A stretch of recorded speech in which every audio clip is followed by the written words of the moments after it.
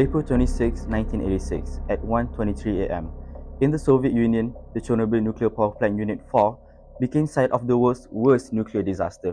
This wasn't just an accident, it was a catastrophic failure rooted in flawed design and deadly secrecy. The chain of events began with a safety test, a drill to check if the reactor could run cooling pumps during a power loss. But the Soviet-built RBMK reactor was inherently unstable at low power. The operators, under pressure and rushing to complete the test, violated multiple safety protocols, pulling out too many control rods, the rods that regulate the nuclear reaction. When they tried to restore power, the core became dangerously unstable. The stage was set for the impossible. At 1:23 a.m., a massive power surge began. When an operator finally hit the emergency shutdown button, it was too late.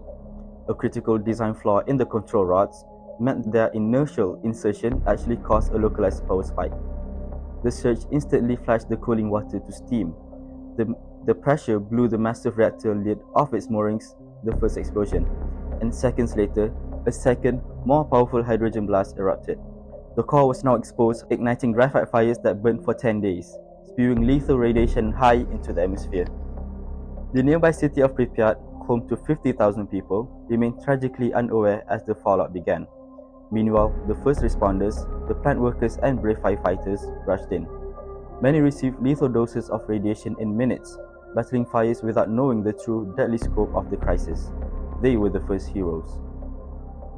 The Soviet government's response was defined by denial and secrecy.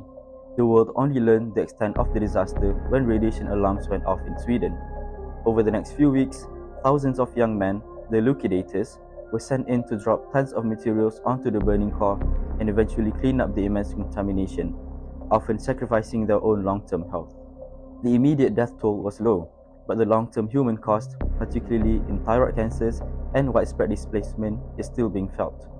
Over 120,000 people were permanently evacuated, creating a 30-kilometer exclusion zone. Today, the reactor is safely covered by the new safe confinement arc. The city of Pripyat is a haunting, silent monument, yet life persists. Within the zone, wildlife flourishes, adapting to a life without humans. Chernobyl remains a profound lesson, a stark warning of the power of the atom, the consequences of political secrecy, and the enduring resilience of nature. It is a permanent scar and a warning etched into history. Oh, thank you. Thank you for watching.